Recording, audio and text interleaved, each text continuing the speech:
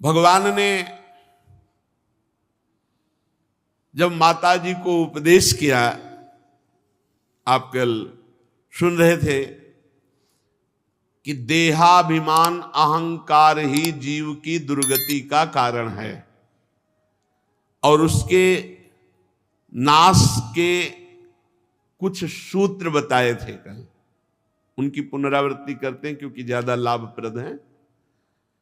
पहला था चित्त को अर्थात मन को जहां जहां हट करके नाम जप कर रहे हैं, भगवत ध्यान कर रहे हैं, उससे मन चंचल होकर भागता है। ये सबकी शिकायत है कि हमारा मन भजन में नहीं लगता, भागता है। भागने दो, तुम मत भागो, कुछ नहीं बिगाड़ेगा मन। मन कह रहा मैं अमुक पदार्थ चाहिए, अमुक भोग चाहिए, आप चुप रहो, राधा राधा राधा सुनो मत, वो शांत होने लगेगा। मन को जीतने का सहज उपाय है मन को सपोर्ट ना देना। जब वो कह रहा है गलत बातें और आप चिड़चिड़ा रहे हैं कि अरे ऐसा क्यों कर, तो आप उसकी सत्ता दे रहे हैं और वो आपको बहुत परेशान करेगा। बिल्कुल प्रसन्न रहो। गंदी सी गंदी बात तो आपके अंदर पेश कर रहा है, चुप शांत, राधा राधा राधा राधा, ध्यान ही मत दो।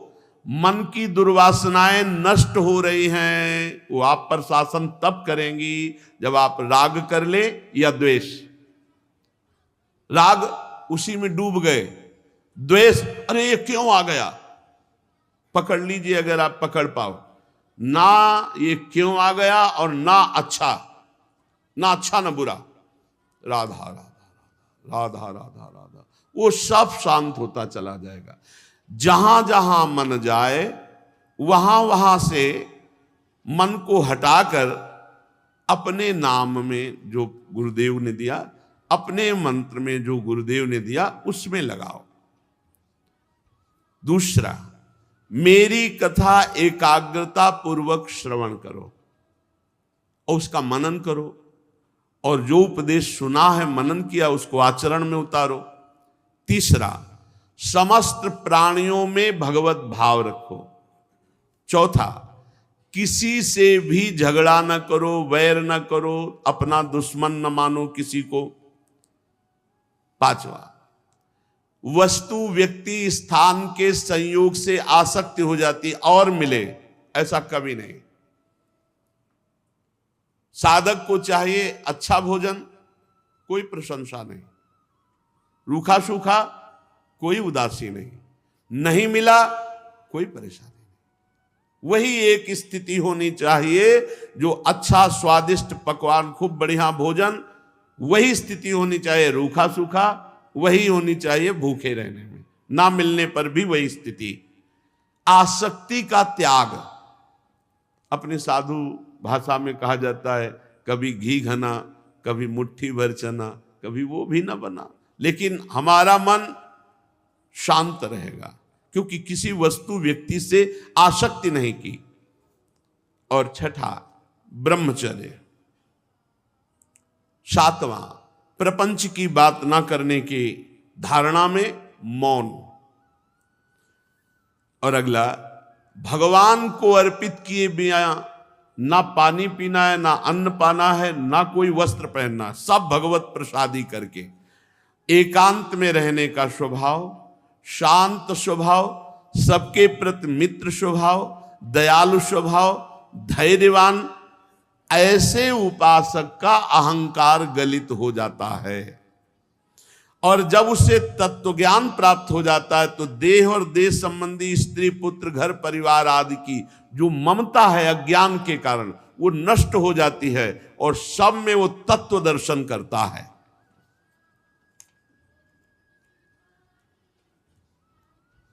देहूती जी ने पूछा, प्रभु पुरुष और प्रकृति दोनों एक दूसरे के आश्रय से रहने वाले हैं, ये अलग हो ही नहीं सकते। प्रकृति और पुरुष, देह और आत्मा, ये हम लोगों के अज्ञान निवारण के लिए पूछ रहे हैं। वस्तुतः उनको तो ये ज्ञान है ही। प्रभु पुरुषम प्रकृतिर ब्रह्मन विमुंचंति करहिचित, ये अलग कैसे हो सकते हैं? इसलिए मुझे लगता है कि प्रकृति पुरुष को कभी छोड़ ही नहीं सकती, क्योंकि रह ही नहीं सकती। ब्रह्मन जिस प्रकार पृथ्वी का गुण गंध है, गंध के बिना रह नहीं सकती। जल का रस है, वो रस के बिना नहीं। उसी प्रकार पुरुष प्रकृति के बिना नहीं रह सकता, ऐसा हमें लगता है, देहूति जी ने कहा। तो जिनके आश्रय से अकर्ता आत्मा को कर्म बंधन प्राप्त हुआ, अगर पुरुष और प्रकृति अलग अलग नहीं हो सकते तो कैवल्य पद कैसे प्राप्त होगा, कैसे मोक्ष पद प्राप्त होगा? प्रभु, ये मुझे संशय है कि प्रकृति पुरुष अलग अलग कैसे रह सकते हैं। श्री भगवान ने कहा, माता, जैसे काष्ठ में अग्नि रहती है पर दिखाई नहीं देती, आप घर्षण करो दो काष्ठ लेकर बहुत तीव्रता से तो चिंगारी उठ पाए, उसमें अग्नि का वास है। और जब अग्नि उत्पन्न कर ली जाए तो वो अग्नि लकड़ी को भस्म कर देती, केवल आग रह जाती है। इसी प्रकार यदि साधना की जाए तो प्रकृति भस्म हो जाएगी। प्रकृति किसे कहते हैं? कल आपको याद है प्रकृति किसे कहते हैं? तो बोले 24 तत्वों को प्रकृति कहते हैं। बोले कौन कौन से 24 तत्व हैं? बोले पंच महाभूत और उनकी तन्मात्राएं, शब्द स्पर्श रूप रस गंध, और अंतःकरण चतुष्टय, 5 ज्ञानेंद्रियां, 5 कर्मेंद्रियां, 24 तत्वों को प्रकृति कहते हैं। और इसी प्रकृति में जो अपनापन कर लिया, मैं मेरापन कर लिया, उस आत्मा को जीवात्मा कहते हैं। वो 25वां तत्व है, कल चर्चा हुई थी। तो ये जो प्रकृति में अपनापन हो गया है, जब कोई निष्काम भाव से गुरु प्रदत्त उपासना को बहुत काल तक करता है, ध्यान रखना, जो गुरु प्रदत्त उपासना को, अपने धर्म को निष्काम भाव से बहुत काल तक करता है, और मेरी कथा बहुत काल तक सुनता, जब बहुकाल करी सत्संगा, तबई होए सब संशय भंगा। बहुत सुंदर बात है। अपने गुरुदेव के द्वारा दी हुई उपासना को बहुत काल तक एक नियम, और भगवान की कथा को बहुत काल तक, बहुत काल से फंसा हुआ मन भोगों में है, तब उसके अंदर तत्व चिंतन चलता है। उस तत्व चिंतन से ज्ञान, ज्ञान से प्रबल वैराग्य, और प्रबल वैराग्य से नियम, और फिर नियम से ध्यानाभ्यास, मन की एकाग्रता, इससे अविद्या प्रकृति भस्म हो जाती है। गाढ़ चिंतन भगवान का, शरीर का चिंतन छूटा, खत्म। जैसे काष्ठ में अग्नि रहती है, मंथन करने से प्रकट होकर उस काष्ठ को भस्म कर देती है, ऐसे ही इसी शरीर में हमारा अपनापन हो चुका है। इसी में हम साधना करते हैं, और साधना से प्रकट ज्ञानाग्नि के द्वारा शरीर भाव को भस्म करके सहचरी भाव को, भगवत भाव को प्राप्त हो जाते हैं। स्वतंत्र बंधन मुक्त हो जाता है। अब उस बंधन मुक्त पुरुष का प्रकृति कुछ नहीं बिगाड़ सकती। किसका? जिसने गुरु प्रदत्त साधना बहुत काल तक की, बहुत काल तक सत्संग सुना, फिर उससे प्राप्त तत्व चिंतन सब में प्रभु है। इस तत्व चिंतन से बढ़ा हुआ ज्ञान, ज्ञान से दृढ़ वैराग्य, वैराग्य से अपने इष्ट में एकाग्रता, और एकाग्रता से तन्मयता, तन्मयाहा। अब इष्ट में तन्मय तो भस्म हो गया देह भाव। अब ऐसे जिसका देह भाव नष्ट हो गया, भाव देह को प्राप्त हुआ है, उसको अब प्रकृति दोबारा कभी अधीन नहीं कर सकती। जैसे सोए हुए पुरुष को स्वप्न में बहुत से अनर्थ देखने पड़े, लेकिन जब जग गया तो स्वप्न वाला अनर्थ अब उसको भोगना नहीं पड़ेगा। ऐसे ही जिसको ज्ञान प्राप्त हो गया है, भगवत चिंतन में तन्मय हो गया, अब प्रकृति उसको विक्षेप नहीं डाल सकती जो भगवत प्राप्त है। जिसे तत्वज्ञान हो गया है या जिसका मन निरंतर भगवान में रम गया है, इन दो को प्रकृति कुछ नहीं बिगाड़ सकती। लेकिन बहुत कठिन है। अनेक जन्मों, भगवान के अनेक जन्मों से बहुत समय तक हमारा चिंतन भोगों में रहा है, शरीर में रहा है, संसार में रहा है। अब इस चिंतन को पलट करके आत्मस्वरूप में या भगवान में लगाना बहुत कठिन है। अगर लगा लिया तो ब्रह्मलोक पर्यंत समस्त भोगों से वैराग्य प्रदान करने वाला ज्ञान प्रकट हो जाएगा चिंतन से। महाधैर्यवान भक्त, जब धैर्यवान शब्द इसीलिए कि लंबे समय तक नियम से रहना है, लंबे समय तक सत्संग सुनना है, लंबे समय तक अच्छे आचरण करके अपने स्वधर्म का पालन करना है, तब मेरी कृपा से उसे तत्व ज्ञान प्राप्त होता है। फिर उसके तीनों देहों का राग भस्म हो जाता है। फिर योगी ऐसे परम पद पे पहुंचता है जहां से लौट कर नहीं आना होता।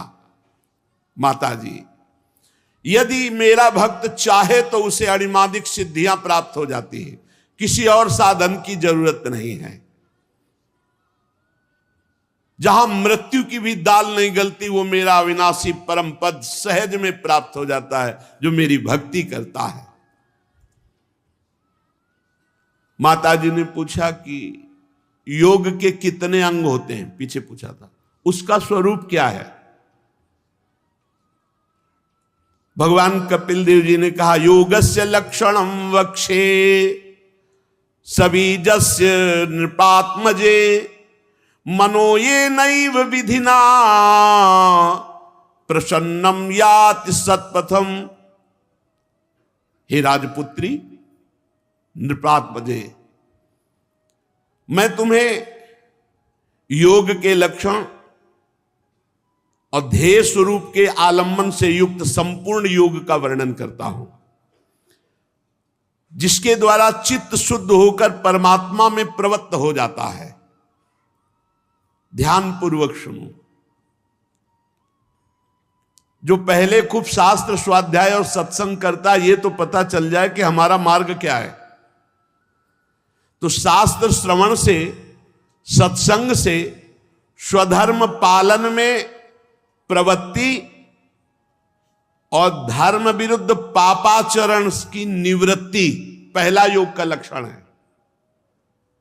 खूब सत्संग सुने, शास्त्र स्वाध्याय करे और ये पता चले कि धर्म क्या है, धर्माचरण क्या है, अधर्म क्या है और धर्माचरण क्या है।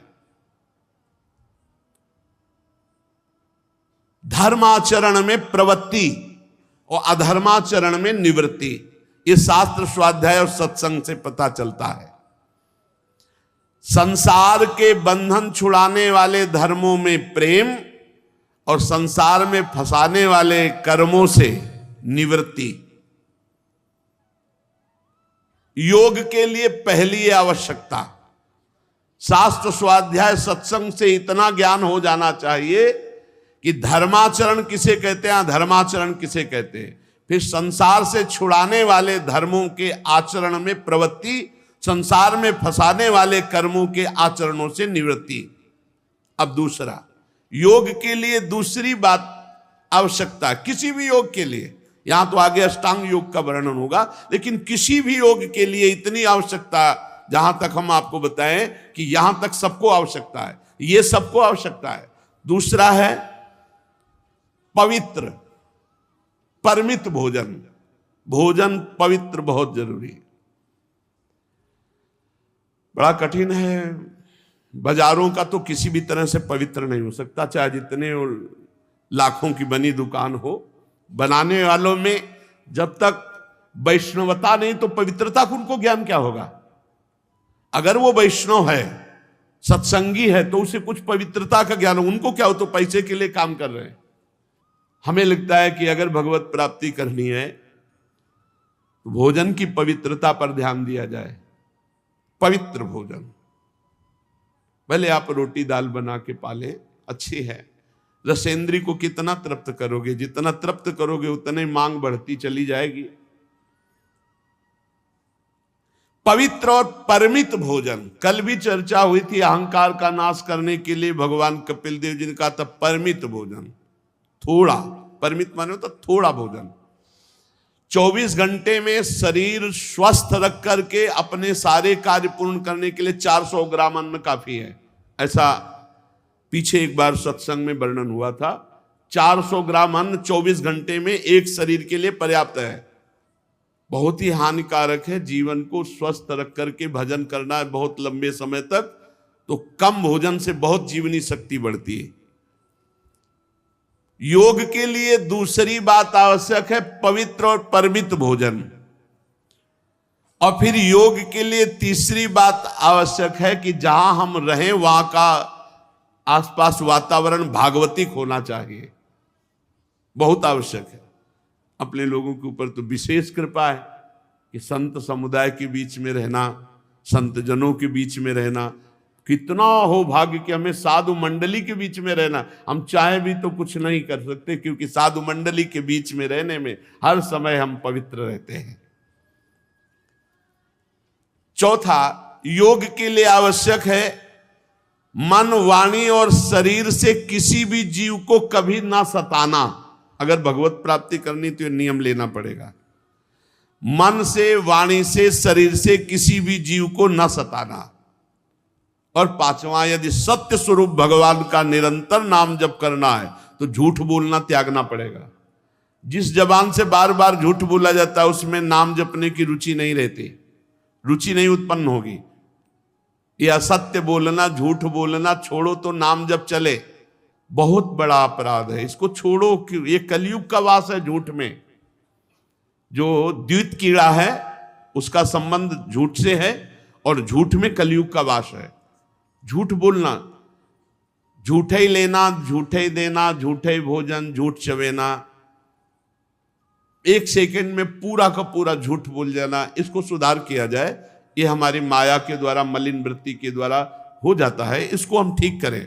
जब से मोबाइल भगवान की सृष्टि हुई तब तो झूठ के लिए तो मतलब बहुत बढ़िया रास्ता हो जाता है, एक सेकंड में झूठ बोल देते हैं।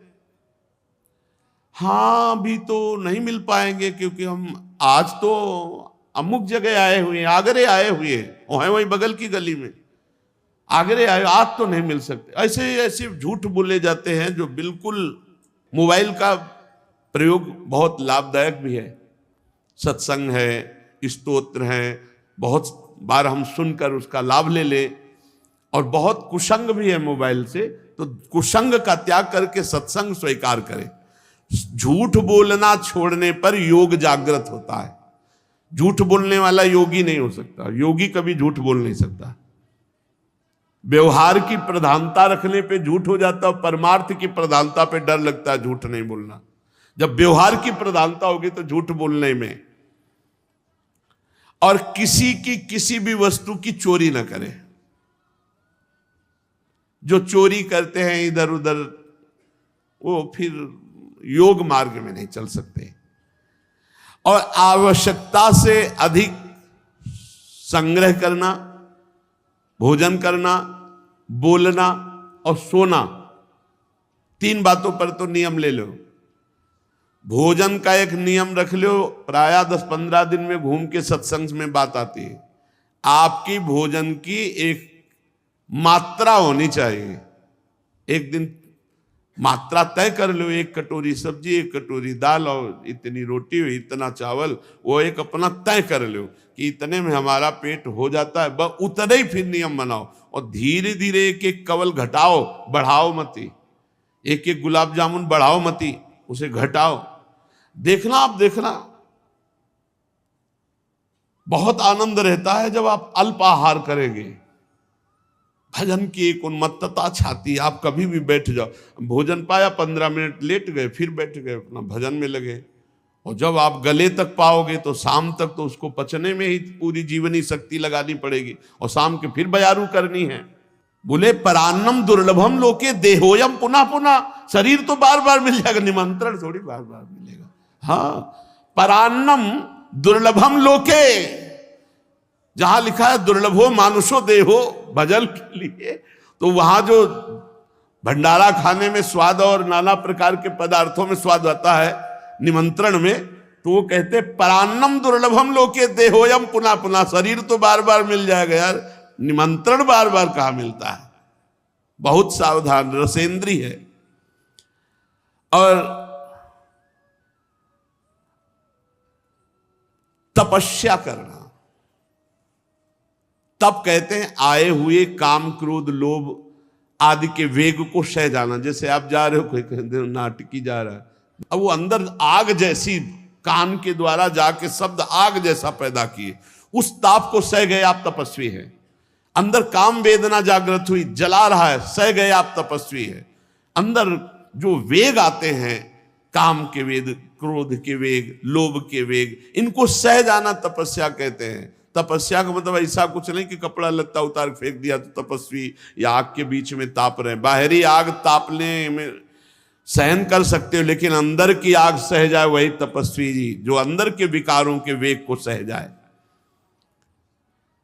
बाहर और भीतर से पवित्र रहना सीखे। छल कपट आदि का त्याग, भीतरी पवित्रता, और जल और मिट्टी से बाहर की पवित्रता। और नियमित भगवान की पूजा सेवा होनी चाहिए। हर घर में ठाकुर जी विराजमान होने चाहिए। बिना ठाकुर जी के घर है कैसा स्मशान समझो, जिस घर में ठाकुर सेवा नहीं है। जिस घर में ठाकुर सेवा नहीं वो घर है। जिस घर में भक्ति नहीं, नाम कीर्तन नहीं होता, भगवान की कथा नहीं होती, भगवान की आरती पूजा नहीं होती, तो उसमें मुर्दे ही तो रहते हैं। जिन हरि भगति हृदय नहीं आनी, जीवित सौ समानते प्राणी। तो वो मुर्दा जहां, तो स्मशान ही तो हुआ। ठाकुर जी विराजमान, कितना सुंदर होता है जब किसी घर में जाए, कहाँ है आपके ठाकुर जी? बढ़िया सिंहासन में ठाकुर जी विराजमान, उनका भोग लग रहा है, उनकी आरती हो रही, उनकी कथा हो रही, परिवार के सदस्य बैठकर कुछ मिनट कीर्तन कर रहे हैं। अहो भाग्य, वो गृहस्थी धन्य है जिनके घर में ठाकुर जी विराजमान है, जिनके घर में आरती पूजा। हे माता, वाणी का संयम उत्तम तप है। मौन व्रत, एक मिनट में किसी की निंदा कर देगी, किसी की अवहेलना कर देगी, किसी की प्रशंसा कर, इसको बहुत शासन में रखना चाहिए। इसमें दो इंद्रिय, एक रसेंद्रिय है खान पान वाली, और एक वाकेंद्रिय कर्मेंद्रिय जो बोलने का काम करती है। ये जिह्वा बहुत संभाल लें। हमारे संतों ने कहा कि अगर 10 इंद्रियों में एक इंद्री काबू में हो गई, रसेंद्री, तो 9 काबू में हो गई, और रसेंद्री काबू में नहीं तो फिर और काबू। बहुत संभाल के इसको 2 प्रकार से ठीक करो। 2 इंद्रियां हैं, एक रसेंद्री एक वाकेंद्री। पहले यही द्वारा इसे कब्जे में ले। जिसका भोजन नीरस उसका भजन सरस, जिसका भोजन सरस उसका भजन नीरस। पक्की बात है, अनुभव गम्य, अनुभव की बात कहते हैं। पहले भोजन पर सुधार करो। संसार में अच्छे अच्छे कहने आने वाले पदार्थ जब परोसे जाएं तो अब विरक्त हो, जो मिलेगा पाएंगे, बहुत कम मात्रा में लीजिए। और रूखे सूखे पदार्थों को, जो उचित आहार है उसको ले लीजिए। अच्छे पदार्थों में उचित आहार में भी कम कीजिए। उस दिन बहुत कम लीजिए, उपवास की तरह थोड़ा सा पा लीजिए। लेकिन ऐसा नहीं होता, बहुत प्रभाव अन्न का पड़ता है, बहुत प्रभाव पड़ता है। ये अपने लोगों ने खूब मन को देखा है, आहार का प्रभाव भजन पर बहुत पड़ता है। इसलिए आहार शुद्धि, सत्व शुद्धि, अंतःकरण शुद्धि, भगवत प्राप्ति के लिए उत्साह, भजन के लिए उत्साह। तो वाणी को यहां 2 है, रसेंद्री और वाकेंद्री। बोलने से बचो। ये जो सत्संग सुनने के बाद फिर अन्य वार्ता करते हुए लोग जाते हैं, उनसे प्रार्थना करते हैं मौन जाइए नाम जप करते हुए, या सत्संग के विषय में ही चिंतन करते जाइए। ये सत्संग सुनाओ, इसके बाद फिर प्रपंच की वार्ता करते हुए जा रहे हो, ये ठीक नहीं है। सत्संग का विस्मरण हो जाएगा। पूज्य स्वामी श्री नारदानंद सरस्वती नैमिषारण्य में जब सत्संग करते थे तो सत्संग के बाद 1 घंटा समय देते थे सबको। सब एकांत बैठो, ब्रह्म चिंतन करते हुए मनन करो, आज क्या योग वासिष्ठ का, आज क्या वेदांत का सत्संग हुआ। बड़ा गूढ़ सत्संग होता है वेदांत का और योग वासिष्ठ आदि का। तो वाणी का संयम बहुत आवश्यक है। हम कहते हैं कि जड़ मौन मत लीजिए। ये वृंदावन धाम है, यहाँ राधा राधा से बढ़कर मौन नहीं है। जब आपको नाम कीर्तन करना हो तो वाणी खोलिए, जब आपको पद गायन करना हो तो वाणी खोलिए, जब आपको भगवत चर्चा करनी हो तब वाणी, अन्यथा मौन रहिए। वाणी का संयम। अब योग के लिए जो अत्यंत आवश्यक है वह है आसनों का उत्तम अभ्यास। उसे हर योग में इसका, चाहे वो भक्ति योग हो चाहे ज्ञान योग हो, कम से कम 2 घड़ी तो एक स्थिति में बैठने का अभ्यास बना ही लेना चाहिए। 2 घड़ी कहते हैं 48 मिनट। सिद्धासन, पद्मासन, सुखासन। सुखासन तो एकदम साधारण समझो, जैसे ऐसे बैठे ऐसे सुखासन, पलथी मार के। और नहीं, नौजवान साधकों को तो बैठना ही चाहिए पद्मासन और सिद्धासन में। कथा सुनने के लिए भी बैठे तो सिद्धासन में बैठे हैं। 6-6 घंटे 8-8 घंटे का अभ्यास जब बचपन से होता रहा तो वही 50 मिनट के बाद पीड़ा और फिर 20 मिनट में शून्यावस्था, फिर बैठे रहो। मतलब 1 घंटा 10 मिनट अगर आप पद्मासन से गए तो फिर बैठे रहो 2 घंटे, 2.5 घंटे, 3 घंटे, 4 घंटे, जैसा तुम एकाग्रता अपनी कर। वो आनंद साय मचता है। कभी करके देखना हमारी बात, साय मचता है एकदम, राउंड राउंड मंत्र हो रहा दिमाग में, एकदम वो अद्भुत आनंद जो वाणी के द्वारा बताया नहीं जा सकता। 2.5-3 घंटे के बाद शरीर शून्य एकदम, और भगवत मंत्र में या रूप में या अपने ध्येय में पूर्ण तन्मयता। ये जीवन के लाभ है। ये रसगुल्ला हलवा थोड़ी लाभ है, तो सब जीव खा रहे, निद्रा भय आहार मैथुन ये सब जीव भोग रहे। कितनी देर बैठ सकते हो आसन में? आप लोग देखिए, पद्मासन, सिद्धासन, सुखासन, बिना हिले 48 मिनट तो ऐसे बैठा जा सकता है। जिनका शरीर बहुत रोग ग्रसित हो बात तो अलग है। अभी आप लोग सब नौजवान हैं, अधिकतर साधक तो हमें लगता है 1-1.5 घंटा तो बैठने का अभ्यास साधनों में होना ही चाहिए कि हम जो साधन कर रहे हैं। अच्छा, वाणी पाठ ही कर रहे हैं तो पद्मासन लगा के बैठे, वाणी पाठ सीधे से। इंद्रियों को वश में करने वाला, मन को वश में करने वाला, शरीर को वश में करने वाला, स्वभाव पवित्र, चरित्र उत्तम, सतरति सतरति सा लोकांतारते। उपासना में अपने तन मन को अधीन न किया तो उपासना का है कि भाई। एक उपासक कह रहे थे कि हम जब समाज में व्यवहार में जाते हैं तो बड़ा विक्षेप होता है। बाहर से कहीं से आए थे, उनका कच्चा हो अभ्यास। 1 मिनट में भरी सभा में, 1 मिनट में शून्य, खत्म। अब आप बोलो हल्ला मचाओ तो चिड़ियां चहचहा रही। लक्ष्य पे स्थित अभ्यास योग युक्तेन चेतसा नान्यगामिना। एक ऐसे परमार्थ थोड़ी होता है भरी बाजार में समाधिस्थ हो जाए, भरी बाजार में अपने इंद्रियों को ब्रह्मागार वृत्ति में एकदम डुबो दे, तब तो कुछ कमाई हो रही है। हम आए हैं 3 दिन से भोजन नहीं मिला, लेकिन भगवदाकार वृत्ति में कोई अंतर नहीं पड़ा, इसमें आए हैं। हमें पूरा जगत उपहास करे, अपमान करे या सम्मान करे, हमें इससे कोई फर्क न पड़े, हमारा भजन चलता रहे। आसनों का अभ्यास।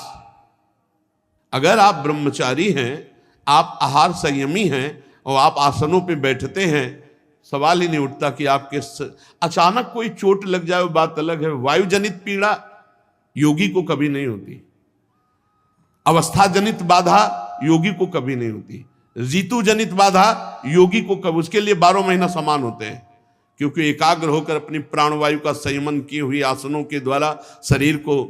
तो यही आनंद लेने के लिए तुम भगवत मार्ग में, चाहे प्राकृतिक भोगों का या परमात्मा जनित आनंद, तो प्राकृतिक भोगों के लिए फिर बाबा जी बनने की क्या आवश्यकता थी? उसके लिए तो बहुत बढ़िया संसार के मार्ग हैं। जब हम परमार्थ में आए तो यार सुखा दो अपनी इंद्रियों को, मान लो मेरी प्रार्थना, बंधन मुक्त हो जाओगे, महासुख में निमग्न हो जाओगे। ये कोई सुख नहीं है, नारकी सुख है। सच्ची मानिए, जितना अच्छे अच्छे पदार्थों में आप सुख लेने की चेष्टा करते हैं, वो सुअर वैसे विष्ठा में अनुभव करता है। जैसे आप अच्छे अच्छे गद्दा में सोने की चेष्टा, वो कीचड़ में वैसे ही सुख लेता है, जैसे आपको बच्चे प्रिय हैं से उसको बच्चे प्रिय। कोई अंतर नहीं, अंतर इतना है वो भजन करके भगवत प्राप्त नहीं हो सकता। आप मन को एकाग्र करके परमात्मा चिंतन से भगवत प्राप्ति कर सकते हैं। अन्य योनियों में भगवत प्राप्ति की गुंजाइश नहीं। आसनों का अभ्यास, स्थिरता पूर्वक बैठना बहुत जरूरी है। त्वगेंद्री में कुछ ना कुछ हलचल होती रहती है। अगर आप एकाग्रता थोड़ी कीजिए तो देखिए, जहां आप एकाग्र हों यहां खुजलाहट, कुछ ना कुछ वो हलचल त्वगेंद्री, उसी हलचल को रोकना है। अब वो मन कहेगा यहां खुजलाहट हो रही, राधा राधा राधा, यहां हो रही राधा राधा राधा राधा, अभी मान लो, नहीं तो फिर जब प्रकृति शासन में लेती है तो हो जाता है। अभी परमात्मा आराधना से प्रारब्ध को क्षय कर लो, संचित कर्म को भस्म कर लो, क्रियमाण को निष्प्रभावित कर दो और भगवत प्राप्त हो जाओ। अगर अभी ज्यादा दुलार करोगे शरीर को, कुछ मिनट प्रार्थना, 48 मिनट कम से कम नवीन साधक बिना हलचल के एक आसन में बैठना सीखे। इतना तो करो कभी भी। अरे बहुत बड़ा समय है अपने पास, 24 घंटे। अरे अभ्यास नहीं करोगे तो आप 10 घंटे सो लो फिर भी आलस नहीं जाने वाला, फिर भी नहीं जाने वाला। भगवान कपिल देव जी कहते हैं प्राण वायु का संयमन करना वैसे बहुत सुखद है भजन के लिए। निरंतर नाम चलाने के लिए प्राणवायु का संयमन बहुत। और हम आपसे कह रहे हैं इसमें भक्ति योग के लिए हम कठोर प्राणायाम का आदेश नहीं करते, पर इतना तो होना चाहिए। जैसे आप नाम जप कर रहे, धीरे धीरे नाम जप करते हुए ऊपर श्वास लेते जा रहे, अधिक से अधिक नाम जप करते हुए। हम बिल्कुल पकड़ने की बात एक भी नहीं कह रहे, और ये सब अनुभूत हम बातें कह रहे हैं। अपने तो प्राणायाम का अनुष्ठान गुरुजनों के सामने नैष्ठिक ब्रह्मचर्य में हुआ था। संन्यास मार्ग में योग प्रधान मार्ग होता है। धीरे धीरे नाम या मंत्र जपते हुए ले जा, बिल्कुल नहीं पकड़ रहे, वो बस बंद कर लिया, नाम जप कर रहे हैं, जितना छक के नाम जप, फिर धीरे से छोड़ दिया, फिर श्वास निकाल दी, फिर श्वास नाम जप करते हुए देखो अभी अभी आपका मन एकाग्र हो जाएगा, भागना बंद कर देगा। ये आंतरिक कुंभक और एक बाह्य कुंभक। श्वास छोड़ दी नाम जप करते हुए, अब ली नहीं, बंद कर ली। अब प्राण व्याकुल जब हो, फिर छोड़ दिया एकदम नाम जप करते हुए, फिर खाली को रोक लिया। ये बाह्य कुंभक है, कोई नहीं जान पाएगा कि आप प्राणायाम कर रहे हैं। आराम से धीरे से लीजिए। अगर हो सके तो 10 बार खींचा छोड़ दिया, खींचा छोड़ दिया, जिसे अनुलोम विलोम, उससे थोड़ा नाड़ियों को शुद्धावस्था प्राप्त हो जाएगी। और फिर ये कीजिए, आप देखिए आपकी भूख बढ़ेगी, आपके जो पाचन तंत्र में विकार हो रहे हैं वो दूर हो जाएंगे, आपकी जो शरीर में पीड़ाएं होती हैं वायु के कारण वो दूर हो जाएंगी, और सबसे खास बात हमारा भजन में एकाग्र हो जाएगा मन। ये अनुभूत बात कह रहे हैं, ये की हुई बात कर रहे हैं। और इसमें खास बात है कि कभी कोई परेशानी आने वाली नहीं। जैसे रेचक कुंभक प्राणायाम जो है ना, अगर इनमें गुरु के सानिध्य से जरा भी आप अलग हट करके मनमानी करेंगे और त्रुटि हो जाए तो रोग होने की संभावना है। कोई भी योग करने के 30 मिनट के अंतर में जलपान न किया जाए, 30 मिनट तक खाली रह जाए, चाहे वो शारीरिक योग किया हो या प्राणायाम का योग किया हो। जैसे व्यायाम आदमी 30 मिनट नहीं, एकदम गर्म शरीर में ठंडा जल जाएगा, वो वायु रोग पैदा कर देगा। प्राणायाम में तो बहुत सावधान। प्राणायाम के बाद अगर आप पानी पी लेते हैं तो कई तरह के रोग हो जाते हैं, बहुत सावधानी की जरूरत होती है। इसमें आपको कोई परेशानी नहीं, 30 मिनट बस कुछ मत खाइए पिए। प्राण का जब सूक्ष्म होना तो मन का एकाग्र होना और ब्रह्मचर्य परिपक्व होना, तीनों एक कनेक्शन है। ब्रह्मचर्य ठीक होना, मन का एकाग्र होना, प्राणों का संयमित होना, प्राणों का संयमित होना, मन का एकाग्र होना, ब्रह्मचर्य ठीक। यही तो हमारे भगवत मार्ग में उत्साह बढ़ाने वाला है, यही हमें भगवत मार्ग में तेज प्रदान करता है। कभी थकान नहीं लगती, कभी थकान नहीं। ब्रह्मचारी को कभी थकान नहीं। थकान शब्द से संबंध ही नहीं होता कि यार थक गए। अब शरीर रोगी है वो बात अलग है, नहीं तो थकान शब्द ब्रह्मचारी के जीवन में नहीं होता। और ये जीवन इसीलिए मिला है, हर समय आपकी ऐसी दिनचर्या कि उस दिनचर्या में आपको एक मिनट भी प्रपंच के लिए समय नहीं है। लेकिन साधक बेपरवाह रहते हैं, भगवत प्राप्ति से परवाह करते हैं शरीर सुख का, इसीलिए लक्ष्य तक नहीं पहुंच पाते। फिर इंद्रियों पर विजय प्राप्त। जो इंद्रियां विषयों में जा रही हैं, विवेक के द्वारा उनको समझाकर बार बार हटाना बहुत कठिन है। ये प्रथम स्वभाव की हैं। मन भी प्रथम स्वभाव वाला, इंद्रियां भी प्रथम स्वभाव वाली। तो जब हमारी इंद्रियां किसी भोगों के दृश्य को देखा या भोगों का चिंतन किया या तृष्णा भोगे हुए भोग को पुनः भोगने की इच्छा की, उस समय विवेक के द्वारा हमें काटना होता है। किसी भी भोग में किंचिन मात्र सुख नहीं है, ये परम सत्य बात है, शास्त्र की बात है, हृदय की बात है। कितना भी सुंदर भोजन बना के दिया जाए और चिंतन भर भोजन का ना होने पावे, तो किसी भी भोग में सुख नहीं कि हमारी जिह्वा को आकर्षित कर ले। बाद में पूछा जाएगा, कुछ पता नहीं चलेगा, क्योंकि हमारा चिंतन कहीं और था। चिंतन जब हम पहले उसका करते हैं भोग का सुखद, तो हमें भोग में सुख मिलता है। नहीं, भोगों में सुख नहीं है। ये शास्त्र, ब्रह्म ऋषि, भगवान, संतों की वाणी है। भोगों में सुख नहीं, सुख तो भगवान में है, प्रभु में है। ये मिथ्या भोगों में सुख नहीं है। इंद्रियों को समझाओ नहीं, पूरा जीवन व्यतीत हो जाएगा और नष्ट कर देंगी। विषयों से हटाकर अपने लक्ष्य में बार बार लगाना मन और इंद्रियों को, यही साधना है। मन और इंद्रियों का स्वभाव है प्रकृति की तरफ जाना। मनाकष्टान इंद्रियाणि प्रकृति स्थान करसती। और साधक का स्वभाव है इनको परमात्मा में लगाना, बस इतना ही बात है। संसारी पुरुष की सिद्धांत इंद्रिया मन ये सब भोगों में जाएंगे स्वाभाविक, और साधक का भोगों से हटाकर परमात्मा में लगाना, यही तो साधना है। और किस बात की साधना है? मन को अपने लक्ष्य पर केंद्रित रखना, अपने लक्ष्य पर लगाए रखना, और भगवान की लीला चरित्रों को सुनकर उनका चिंतन करना, और व्रतादि साधन भी करना। इससे बड़ा लाभ मिलता है। जैसे बहुत से भाग्यशाली जन व्रत अनुष्ठान करते हैं, करना चाहिए। हम कहते हैं और कोई व्रत की भावना ना हो तो कम से कम हाथों को 15 दिन में एक दिन के लिए फुर्सत तो दे दो। एक दिन के लिए फुर्सत दे दो, एक दिन भोजन छोड़ दो, थोड़ा जल आदि के द्वारा निर्वाह करो। महीने में 2 दिन तो रखो, ऐसे कोई भी रख लो, पूर्णिमा अमावस्या रख लो, एकादशी रख लो, द्वादशी रख लो। हमारा लक्ष्य है भगवत भजन, हमारा लक्ष्य है भगवत प्राप्ति। जो ये व्रत है, इनसे हमें जीवनी शक्ति बढ़ती है। ऐसा ना समझे कि इनसे कमजोरी आती है। आप देख लीजिए, 15 दिन में एक दिन भोजन छोड़ दीजिए, कोई दिन ऐसे स्वाभाविक छोड़ दीजिए। भगवान नाम जापक के लिए हर दिन भगवत स्वरूप है, हर तिथि भगवत स्वरूप है, हर समय मंगल स्वरूप है। उसके लिए कोई ज्यादा, कोई बड़ा, कोई घटा, ऐसा नहीं।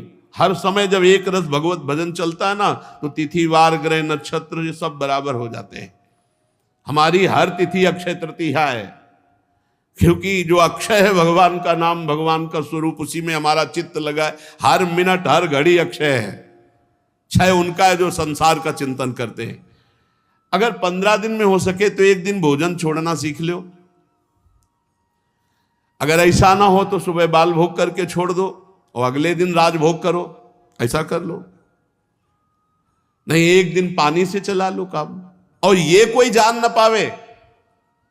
है ऐसे उपासक कई कई दिन जल पर रह गए और बाद में कोई जाना नहीं। वो जब अपने परिचय, तो फिर बहुत अच्छा लगा, हृदय से आशीष निकलता है। हाँ, सचेष्ट साधक हो आप, ऐसे चलो गुप्त चुपचाप।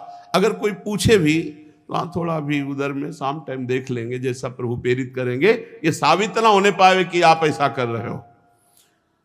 और ऐसा भी व्रत ना रहे कि बोले व्रत है, बहुत प्रकार के पकवान बना के, कूटू और सिंघाड़ा और ये वो, इसका खीर, सवा के चावल का खीर, कूटू के पूड़ी पकौड़ा, ये सिंघाड़ा का हलवा।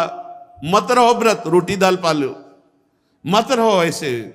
एकादशी रहना है तो सुबह से शाम तक भजन करो, 4 बजे कुछ ले लो, कुछ फल दूध जल, जिससे एक बार 24 घंटे में सुबह से ये नाश्ता वो फलाहार ये फलाहार, इससे बढ़िया है यार, रोज से तो अच्छा वही है। ऐसे अरहर की दाल और रोटी मिलती है, और वैसे कितने पकवान मिलते हैं। ऐसे पकवान वाले व्रत नहीं, ऐसे पकवान वाले व्रत नहीं जिनमें हमारी वृत्ति रसेंद्री में प्रधान भाव रख करके विचरण करे, उसे व्रत नहीं कहते। इसी को मारने के लिए तो हम व्रत रहे, रूखा सूखा। एक आध सेव ले लीजिए, थोड़ा दूध ले लीजिए, आप मरोगे नहीं। एक दिन भोजन नहीं करोगे तो मरोगे नहीं, अमरत्व की तरफ बढ़ोगे। लेकिन व्रत भी आजकल लोग जो है ज्यादा आहार वाला ही करते हैं। हम धन्यवाद उन व्रत को देते जो कोई जान न पावे, कोई व्यवस्था नहीं, 24 घंटे में एक बार थोड़ा सा कुछ भोग लगा के ठाकुर जी को पा ले। बोले हमारे ठाकुर जी भूखे ना रहे। ठाकुर चलो बड़ी श्रद्धा है, बनाओ पकवान, भोग लगाओ, इसके बाद बांट दो। स्वामी हरिदास जी उत्तम भोग लगाए, मोर मरकट को सेवएं। सुबह से शाम तक खूब 56 भोग लगाओ और ब्रजवासियों को पवाओ, गऊओं को पवाओ, बंदरों को पवाओ, अन्य जीवों को पवाओ। तुम बस जरा सा किनका ले लो तो हम माने। गेट खुलेगा नहीं, अंदर ही बर्बाद नहीं होना है, शाम के भी दबा के पाना है, और व्रत भी हमें। ऐसे व्रत के लिए भगवान कपिल देव जी नहीं कह रहे। व्रत का अनुष्ठान करने से बहुत आनंद मिलता है, जीवनी शक्ति बढ़ती है, भगवत भजन में बहुत बड़ी वृद्धि होती है। हमने देखा है इसको, बहुत बड़ी वृद्धि। जब गायत्री अनुष्ठान था तो गुरुदेव जी की आज्ञा से कई वर्ष अन्न नहीं पाया गया। फलाहार में, वो गांव के फलाहार में क्या होता, उबली हुई आलू या गुड़, या बहुत बहुत कृपा हो गई तो दूध सेव संतरा तो साल 2 साल में कभी कोई आ जाए गंगा किनारे, बड़ा आनंद, गंगा जल पी के थोड़ा गुड़ आदि थोड़ा। और प्राणायाम जो है ना भूख की पीड़ा होने देता है, ना शरीर को कमजोर होने देता है। ये 2 चीजें हमने पकड़ी। प्राणायाम ना भूख की पीड़ा होने देता है, ना शरीर को कमजोर होने। दिनचर्या वैसे ही, और तेजोमय दिनचर्या, प्राणवायु का संशोधन, प्राण बहुत बलवान हो जाते हैं। जितना स्थूल प्राण होते उतना कमजोर हो जाते हैं, और जितना सूक्ष्म प्राण होते हैं उनमें तेज होता है, भागवतिक तेज होता है। चित्त को सदैव एकाग्र करके परमात्मा में लगावे। हे माता जी, भगवान के चरण कमलों का ध्यान करना चाहिए। स्थिर आसन पर बैठकर प्राणवायु संशोधन करके, इंद्रियों को विषयों से हटाकर, वाणी को मौन, मन को निसंकल्प और परमात्मा चिंतन में। अब देख रहे हैं अपने भगवान के चरणारविंद। पहले तलवे से शुरू करते हैं। भगवान के श्री चरण के तलवे में वज्र, अंकुश, ध्वजा, कमल, ये मंगलमय चिन्ह है। लाल लाल तलवे हैं, अद्भुत लालिमा भगवान के श्री चरणों से। और भगवान के फिर हम श्री अंगुलियों का ध्यान करते हैं। भगवान के नख चंद्र से अद्भुत तेज प्रकट हो रहा है, और वो तेज हमारे हृदय में प्रकाशित हो रहा है। ये हम ध्यान अपने हृदय में कर रहे हैं। भगवान के सांवले चरणारविंद, लाल लाल अरुणिमा लिए हुए तलवे, जौ, वज्र, अंकुश, ध्वज आदि मंगलमय चिन्ह, कैसी सुंदर अंगुलियां, और उनके कैसे सुंदर नख से अद्भुत कांति, तेज प्रकट हो रहा है। शास्त्रों में तो वर्णन, सहस्त्र कोटि सूर्य संप्रभा, सहस्त्र सहस्त्र, हजारों हजारों, करोड़ों करोड़ों सूर्यों के समान भगवान की नख कांति का तेज है। भक्तजन जब ऐसा ध्यान करते हैं तो उनके अज्ञान अंधकार का नाश होकर ज्ञान प्रकाशित होता है। भगवान के चरणों का ध्यान। वैसे उपासक तो चलते फिरते उठते बैठते हर समय गौर वरण सावल चरण रच मेहंदी के रंग, हे तो ऐसे छाए रहते रहना चाहिए। हम लोगों का ध्यान कैसा होना चाहिए? पलकन को जैसे अधिक पुतरिन सो अति प्यार, ऐसे श्री राधा वल्लभ लाल के पल पल चरण संभार, ऐसे श्री लाडली लाल के छिन छिन चरण संभार। पलकन को जैसे अधिक पुतरिन सो अति प्यार, ऐसे गौर वरण सावल चरण रच मेहंदी के रंग, तीन तरुवन तर लुठत रहे, रतिजुत कोटि अनंग, अति सुकुमारी लाडली, पिय किशोर सुकुमार। दोनों सुकुमार तत्व प्यारी जो प्यारे जो कैसे गल बहिया दिए हुए, निकस कुंज ठाढ़े भय भुजा परस्परं, श्री राधा वल्लभ मुख कमल निरख नयन हरिवन। दिखाई नहीं दे रहे आपको? सांवले गौर चरणारविंद आपके हृदय में आज्ञा चक्र में नहीं झलक रहे?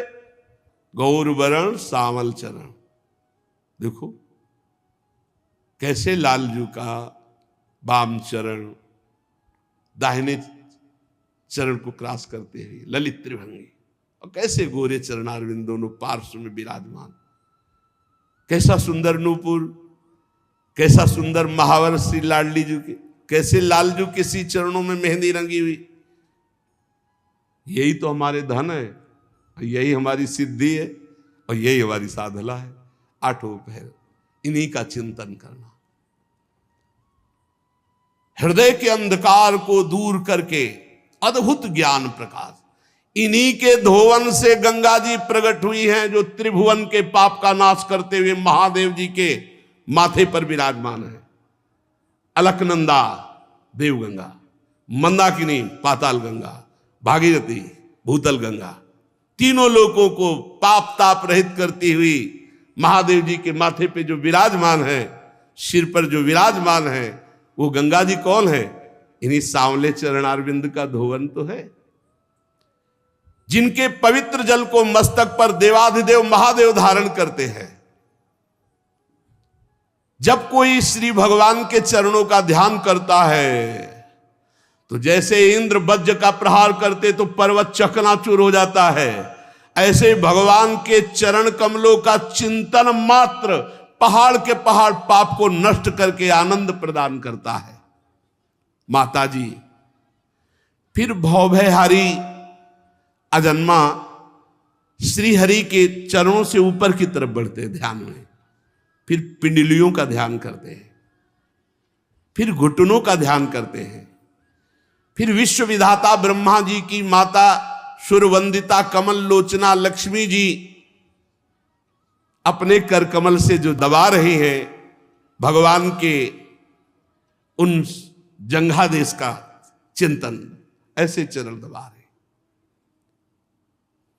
फिर भगवान की अलसी के फूल के समान नीलवर्ण और बल की निधि गरुण जी की पीठ पर शोभायमान दोनों सी चरणों का, चरण से लेकर जंघा तक का ध्यान करते हैं।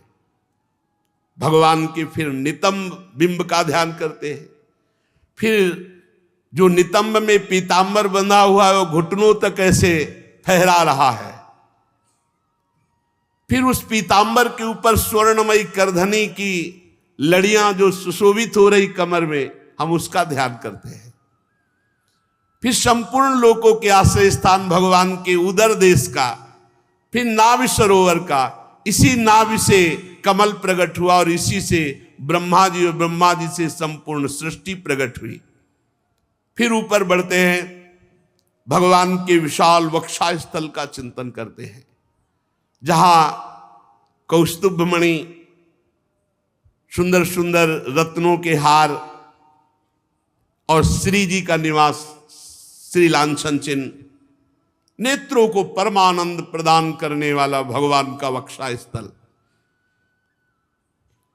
फिर भगवान के गले का चिंतन करते हैं, जिसमें कौस्तुभमणि विराजमान है। समस्त लोकपालों के आश्रयदाता, फिर भगवान का वहीं से भुजाओं की तरफ चिंतन करते हैं। अजान बाहु लंबी भुजाएं, अभयद भुज दंड मूल पीनंस सानुकूल, अपने भक्तों को अभय प्रदान करने के लिए जिनकी भुजाएं फड़कती रहती, उन भगवान की भुजाओं का ध्यान करते हैं। कंकण आभूषण बहुत उज्जवल तेजमय, फिर भगवान के दिव्य कर कमल में विराजमान महान पार्षद सुदर्शन जी का, फिर भगवान के कर कमल में दूसरे में विराजमान राजहंस के समान पांचजन शंख का, फिर भगवान के एक कर कमल में विराजमान कौमोद की गदा का और एक में सुंदर पुष्प धारण के कमल धारण किए हुए पद्म, भौरों के शब्द से गुंजायमान बनमाला धारण किए हुए, ऐसे हम श्री भगवान का ध्यान करते हैं। माता जी, जब कोई भक्त बार बार अपने मन को भगवान के ऐसे चिंतन में लगाता है, ध्यान में लगाता है, तो भगवान मुस्कुराते हुए भावना का विषय नहीं रह जाता, प्रकट हो जाते हैं। वो देखता है सुगण नासिका सुशोभित है, मकराकृत कुंडल झिलमिला रहे हैं, एकदम चिकने कपोल मन का हरण करने वाले, काली काली घुंघराली अलकावली मंडित भगवान का मुख, कमल सदस्य चंचल नेत्र करुणा बरसा रहे हैं, अद्भुत भ्रकुटी तनी हुई मुखारविंद मन का अपहरण कर रहे हैं। हृदय की गुफा में भगवान प्रकाशित हो गए। चिंतन करते करते पहले हमारी भावना ध्यान, और साक्षात भगवान कृपा से प्रेम भरी मुस्कान से क्षण क्षण उस भक्त को परमानंद प्रदान कर रहे हैं। फिर विपुल प्रसाद की वर्षा करते हुए भगवान हंसते हुए मुस्कुराते हुए, पीछे आपने सुना था भगवान बातचीत करते हैं भक्त से, अब वो केवल भावना नहीं रह गई, वो साक्षात भगवान को देख रहा है। जीव ही ऐसा हो तो अश्रु सागर उमड़ पड़ता है, आनंद अश्रु सागर। अब नेत्रों से अश्रु बह रहे, शरीर में रोमांच है, ध्यान में साक्षात प्रिया प्रीतम विराजमान है। गदगद सुर नैना सजल दंपति रस रहे भीन, ईगति वृंदा विपिन में फिरे प्रेम तनलीन। अपने आराध्य देव का ध्यान करने से हृदय पावन हुआ, आराध्य देव प्रकाशित हुए, मुस्कुराकर जे भी बोले निहाल हो गया। अब जन्म जन्मांतर की बिगड़ी बन गई, अब प्रकृति कभी उसे अपनी तरफ आकर्षित नहीं कर सकती। ध्यान में इतना तन्मय हो गया कि अन्य ना कोई पदार्थ, ना व्यक्ति, ना वस्तु देखने की सामर्थ्य नहीं रह गई। पिय मूरति नयनन बसे, तेहि रस रहे समाए, ये लक्षण सुन प्रेम के और न कछु सुहाए। कुछ नहीं, जड़ चैतन्य कछु नहीं दीखत, जित दीखत तित श्याम खड़े। बिउहल बिकल संभार न तन की, नैना घूमत रूप भरे। करनी अकरनी दो विधि भूले, विधि निषेध सब रहे धरे। नर हरिदास ते भय बावरे, जे यह प्रेम प्रवाह परे। पिय मूरति नयनन बसे, तेहि रस रहे समाए। ये लक्षण सुनि प्रेम के, और न कछु सुहाए, और न कछु सुहाए। फिरे अपने मदमा तो, कुटुम देहते जाए। छूट सब ही विधि ना तो, जहां जहां पिय की बात। सुने खोजत तिन गैनन, हित ध्रुव छिन छिन लेई। प्रेम जल भरी भरी नैनन। दशा बदल गई, रूप छके घूमत रहे, तन को तनिक न भान। नारायण दृग जल बहे, यह प्रेम पहचान। सदा सदा के लिए चित्त चोर ने चित्त को चुरा लिया। रूप माधुरी सदा सदा के लिए हृदय में बस गई। नारायण या गौर श्याम को हृदय निकुंज बसाइए। अब क्या, अब तो विश्राम मिल गया। पायो परम विश्राम। बहुत जन्म हो गए मंजूरी करते हुए, आज विश्राम मिला। जे ही भगवान का प्रादुर्भाव हृदय में हुआ, अनंत जन्मों की थकान मिट गई। अब आवागमन चक्र बंद हो गया और वो परम पद में सदा सदा के लिए स्थापित हो गए। अब नहीं, जैसे भुने हुए बीज में अब अंकुरण नहीं हो सकता, ऐसे ही जिसके हृदय में एक बार श्री भगवान का स्वरूप प्रकाशित हो गया, वो आवागमन चक्र से मुक्त। अब उसमें कभी वासना स्फुरित नहीं हो सकती। शेष चर्चा आगे। श्री राधा वल्लभ लाल की जय।